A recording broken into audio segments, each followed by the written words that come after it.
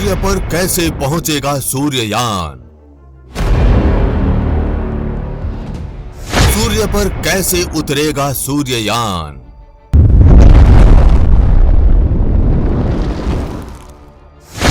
सूर्य पर क्या काम करेगा सूर्ययान? भारत के लिए सूर्य से क्या लेकर आएगा सूर्ययान? चंद्रयान 3 की इतिहास रचने वाली सफलता के बाद आज सुबह 2 सितंबर 2023 11:50 भारत के लिए वो पल आया जब भारत चांद को मुट्ठी में करने के बाद सूर्य की यात्रा पर निकल पड़ा। आज इस वीडियो में हम जानेंगे पृथ्वी से सूर्य तक पहुंचने में सूर्ययान या आदित्य L1 को किन किन प्रक्रियाओं से गुजरते हुए सूर्य तक पहुंचेगा। PSLV XL रॉकेट सूर्ययान को कहां तक छोड़ेगा, फिर आगे की यात्रा यान कैसे करेगा, पृथ्वी के कितने चक्कर लगाने के बाद सूर्य तक पहुंचेगा और इन सब प्रक्रियाओं में उसको कितना समय लगेगा। हमें आशा है कि ये पूरा वीडियो ध्यान से देखने के बाद आपका इस टॉपिक से जुड़ा कोई सवाल नहीं रहेगा। तो चलिए जानते हैं आसान हिंदी भाषा में विस्तार से। आज करेक्ट 11:50 पर रॉकेट PSLV XL का इंजन स्टार्ट हुआ और हमारा रॉकेट बादलों को चीरते हुए सूर्ययान को लेकर सूर्य की तरफ चला। और जैसे ही सूर्ययान या आदित्य L1 को लेकर रॉकेट बढ़ा, हर एक भारतीय का सीना गर्व से चौड़ा हो गया और इस तरह सूर्ययान या आदित्य L1 के साथ ही हमारी सूर्य की पहली यात्रा शुरू हुई। जिस रॉकेट से सूर्ययान या आदित्य L1 को लॉन्च किया गया उसमें 6 बूस्टर लगे थे, जिसका नंबर है PSLV C57 और नाम था PSLV XL। लॉन्च के वक्त सबसे पहले PSLV XL के 4 बूस्टर रॉकेट शुरू हुए। उसके बाद बाकी 2 बूस्टर रॉकेट शुरू हुए।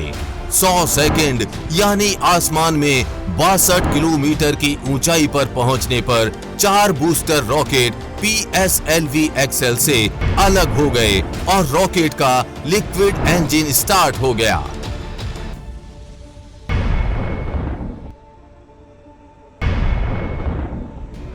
बता दें, रॉकेट को अलग करने का कार्य मशीनों के माध्यम से किया जाता है। 104 सेकंड यानी आसमान में 70 किलोमीटर की ऊंचाई पर पहुंचने पर बाकी बचे 2 बूस्टर रॉकेट भी PSLV XL से अलग हो गए और PSLV XL रॉकेट से पहला सेपरेशन हुआ, यानी रॉकेट का पीछे का हिस्सा अलग हो गया।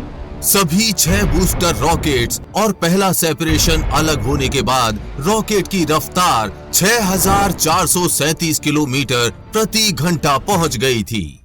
सभी 6 बूस्टर रॉकेट्स और पहला सेपरेशन को इसरो के वैज्ञानिकों ने सॉफ्टवेयर की मदद से बंगाल की खाड़ी में गिरा दिया और रॉकेट का लिक्विड इंजन सूर्ययान या आदित्य L1 को लेकर आगे बढ़ता रहा। रॉकेट लॉन्च के 108 सेकंड बाद 75 किलोमीटर की ऊंचाई पर इसका लिक्विड इंजन स्टार्ट होने के बाद रॉकेट की रफ्तार 7000 किलोमीटर प्रति घंटा हो गई। 207 सेकंड पर रॉकेट से दोनों हीट शील्ड अलग हो गईं, क्योंकि रॉकेट पृथ्वी की ताप कक्षा से बाहर निकल चुका था, इसलिए दोनों हीट शील्ड की आवश्यकता नहीं थी, यानी यान का अगला हिस्सा अलग हो गया। अब यान 118 किलोमीटर की ऊंचाई प्राप्त कर चुका था।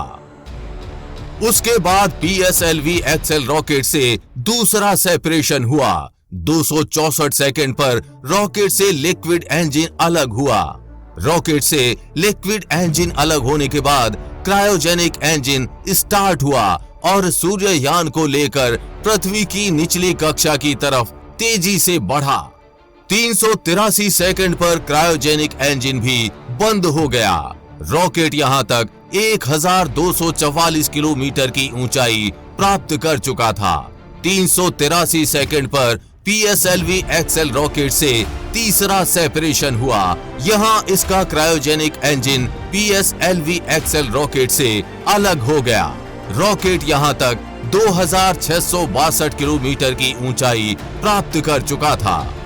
इसके बाद रॉकेट के इंजन को 2 बार शुरू किया गया और 2 बार बंद किया गया।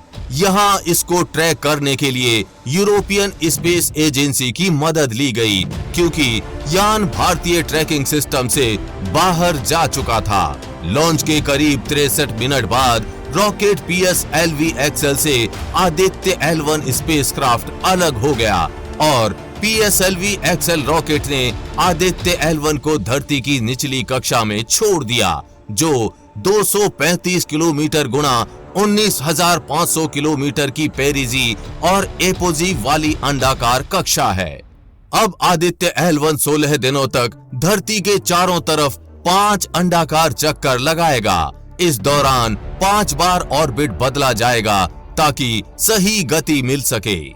अब आपके मन में सवाल होगा कि ये सभी चक्कर अंडाकार क्यों होंगे? तो इसका जवाब है कि अगर इसरो आदित्य L1 को गोल चक्कर लगवाएगा तो वो एक जगह ही घूमता रहेगा। इसलिए अंतरिक्ष में किसी चीज को दूर या पास भेजने के लिए अंडाकार चक्कर लगाया जाता है। हर चक्कर पहले चक्कर से थोड़ी दूरी पर होगा। इस प्रकार इसरो आदित्य L1 को धीरे धीरे पृथ्वी से दूर भेजेगा। फिर 16 दिन बाद आदित्य का ट्रांसलैरेंजियन 1 इंसर्शन होगा। यहाँ से शुरू होगी 109 दिन की लंबी यात्रा। इस मिशन को पूरा करने में करीब 125 दिन लगने वाले हैं। जैसे ही आदित्य L1 पर पहुंचेगा, वो वहां पर एक ऑर्बिट मैन्यूवर करेगा ताकि L1 पॉइंट के चारों तरफ चक्कर लगा सके। इसके बाद इसरो का अगला काम होगा आदित्य L1 को पृथ्वी के गुरुत्वाकर्षण क्षेत्र के प्रभाव से बाहर निकालना। अंतरिक्ष यान को प्रणोदन का उपयोग करके, यानी यान के इंजन को फायर करके इसरो इसको L1 बिंदु की ओर बढ़ाया जाएगा। जैसे ही अंतरिक्ष यान लैग्रांज बिंदु की ओर बढ़ेगा, ये पृथ्वी के गुरुत्वाकर्षण क्षेत्र के प्रभाव से बाहर निकल जाएगा। इसके बाद आदित्य L1 का अगला चरण शुरू होगा, यानी क्रूज चरण। पृथ्वी के गुरुत्वाकर्षण क्षेत्र के प्रभाव को छोड़ने के बाद मिशन का क्रूज चरण शुरू होगा। इस चरण में अंतरिक्ष यान को L1 में उतारने की प्रक्रिया की जाती है। ये थोड़ी लंबी चलेगी। इसके बाद इसरो का अगला और अंतिम चरण शुरू होगा, यानी हेलो ऑर्बिट। मिशन के अंतिम चरण में अंतरिक्ष यान को लैग्रेंज बिंदु L1 के चारों ओर एक बड़ी हेलो कक्षा में स्थापित किया जाएगा। इस तरह से लॉन्चिंग और L1 बिंदु के पास हेलो कक्षा में अंतरिक्ष यान की स्थापना में करीब 4 महीने का वक्त गुजरेगा। इसे इस मिशन का सबसे कठिन पार्ट इसलिए माना जा रहा है क्योंकि इसे 2 बड़े ऑर्बिट्स में जाना है। इस प्रकार हमारा सूर्ययान या आदित्य L1 सूरज से 14 करोड़ 85 लाख किलोमीटर दूर और धरती से 15 लाख किलोमीटर दूर लैग्रेंज पॉइंट L1 कक्षा में स्थापित हो जाएगा। अब आपका सवाल हो सकता है, क्या है Lagrange point L1? Lagrange point यानी L1, ये नाम गणितज्ञ जोसेफी लुई लैग्रेंज के नाम पर दिया गया है। इन्होंने ही लैग्रेंज पॉइंट्स को खोजा था। लैग्रेंज पॉइंट से तात्पर्य है जब किसी 2 घूमते हुए अंतरिक्षीय वस्तुओं के बीच ग्रेविटी का एक ऐसा पॉइंट आता है जहां पर कोई भी वस्तु या सैटेलाइट दोनों ग्रहों या तारों की गुरुत्वाकर्षण से बचा रहता है। वो पॉइंट लैग्रेंज पॉइंट कहलाता है। आदित्य L1 के मामले में ये धरती और सूरज दोनों की गुरुत्वाकर्षण शक्ति से बचा रहेगा। इसरो का कहना है कि L1 पॉइंट के आसपास हेलो ऑर्बिट में रखा गया सैटेलाइट सूर्य को बिना किसी ग्रहण के लगातार देख सकता है। इससे रियल टाइम सोलर एक्टिविटीज और अंतरिक्ष के मौसम पर भी नजर रखी जा सकेगी। आदित्य L1 का वजन 1480.7 किलोग्राम है। इस मिशन की अनुमानित लागत 378 करोड़ रुपए है। इसरो के मुताबिक सूर्य के सबसे बाहरी परतों की जानकारी जुटाने के लिए आदित्य L1 पर 7 पेलोड्स लगे हुए हैं, जिसमें से 4 पेलोड्स सूर्य के आसपास की जानकारी जुटाएंगे, तो वहीं बाकी के 3 पेलोड्स L1 पॉइंट के आसपास रिसर्च करेंगे। क्या करेगा आदित्य L1? सौर तूफानों के आने की वजह, सौर लहरों और उनका धरती के वायुमंडल पर क्या असर होता है, इसकी जानकारी देगा। आदित्य L1 सूरज के कोरोना से निकलने वाली गर्मी और गर्म हवाओं की स्टडी करेगा। आदित्य L1 सौर हवाओं के विभाजन और तापमान की स्टडी करेगा। आदित्य L1 सौर वायुमंडल को समझने का प्रयास करेगा। हम उम्मीद करते हैं कि आपको ये जानकारी अच्छी लगी होगी और आप इस मिशन के लिए कितने एक्साइटेड हैं, हमें कमेंट बॉक्स में लिखकर जरूर बताएं। आदित्य L1 और चंद्रयान 3 मिशन पर आगे भी अपडेट्स आती रहेंगी, इसलिए अपडेटेड रहने के लिए चैनल को सब्सक्राइब करके बेल नोटिफिकेशन ऑन जरूर कर लें। वीडियो को लाइक और शेयर करना ना भूलें। जल्द ही मिलेंगे ऐसी ही इंफॉर्मेटिव वीडियोस के साथ और आपको कुछ अच्छा सिखाएंगे। तब तक के लिए जय हिंद, जय भारत।